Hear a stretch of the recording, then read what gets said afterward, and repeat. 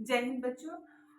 आइए आलेख लेखन जो कि कक्षा 12वीं की हिंदी विषय का एक अंश है उसके बारे में हम जानते हैं। आलेख होता क्या है और उसको कैसे अच्छे से लिखें कि पूरा नंबर कवर हो जाए। ठीक है, तो आलेख किसे कहते हैं, इसके क्षेत्र गुणों की प्रमुखता और कार्य अंग आदि के बारे में प्रकाश डालिए। तो हम उत्तर में ये लिखेंगे, समाचार पत्रों पत्रिकाओं में संपादकीय पृष्ठ पर कुछ लेख छपे होते हैं।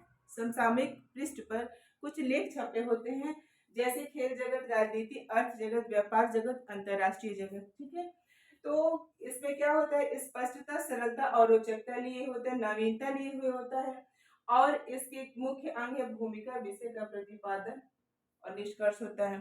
अब हम ऐसे समझेंगे कि आलेख लेखन गद्य की वो विधा है जो लेखक का निजी राय होता है उस विषय से संबंधित। ठीक है, वो विषय कोई भी हो सकती है, हाँ, लेकिन उसमें क्लियरनेस होना चाहिए, स्पष्टता होना चाहिए और सभी पहलुओं पे नजर होनी चाहिए। साथ में लेखक जब अपनी राय दे रहा है तो वो राय मिलती जुलती हो। ठीक है, और न्यूनेस हो, नवीनता हो, ये नहीं घिसी पिटी बातों को उठा करके कहीं से ला करके लिख दिया, ऐसा कुछ नहीं करना है। और उसमें क्या है कि जो उसके अंग होते हैं, मेन टॉपिक 3 होते हैं। भूमिका होता है, शुरू में उसके बारे में बताएंगे और फिर बीच में उसी विषय से संबंधित बातों पर चर्चा करेंगे और लास्ट में निष्कर्ष हो जाएगा। ये विषय कोई भी हो सकता है, ये टॉपिक कोई भी हो सकता है, जैसे कि महंगाई हुई, बढ़ती आबादी हुई, बालिकाओं की घटती जनसंख्या हो गई, पुस्तकालय हो गया, या हम ये मानते हैं कि मतलब कोई भी टॉपिक उठा सकते हैं। ठीक है, अब मुझे आलेख लेखन करना है तो मैं कैसे किस चीज को उठाऊंगी, इस पे आइए एक नजर डालते हैं। ठीक है, चलिए मैं किसानों के संघर्ष पे एक नजर डाल देती हूँ। उसको आलेख लेखन में मैं कैसे लिखूंगी उसको मैं यहाँ बता रही हूँ। ठीक है, भारत कृषि प्रधान देश है।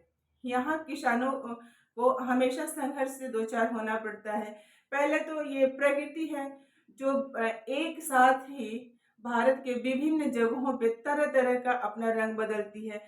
कहीं सूखा, कहीं बाढ़, कहीं अति वर्षा, कहीं ओलावृष्टि, इन सबों से भी किसानों को बहुत जूझना पड़ता है।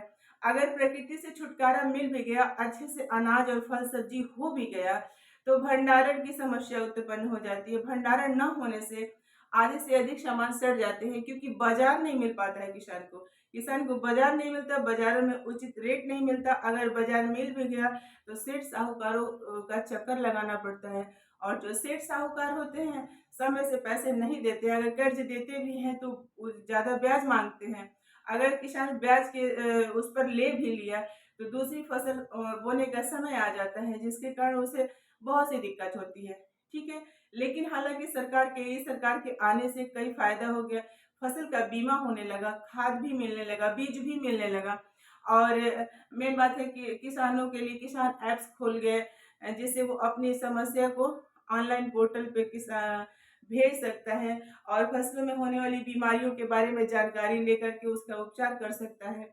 मतलब कई तरह की सुविधाएं धीरे धीरे हो रही हैं, लेकिन संघर्ष कम नहीं हुआ है क्योंकि प्रकृति की गोद में खेती होता है और प्रकृति के जितने नाज नखरे होते हैं एक किसान को ही उठानी पड़ती है। ठीक है, कम शब्दों में ही अपनी बेबाक राय रखनी होती है। ये मेरा खुद का निजी राय था, आप उसको कम ज्यादा समय से कर सकते हैं। ठीक है, ये मन करे तो आप स्क्रीनशॉट ले लीजिए। आई होप ये वीडियो, मेरा बनाया हुआ प्रयास से ये वीडियो आपको अच्छा लगा हो। धन्यवाद, मिलते हैं नेक्स्ट वीडियो में।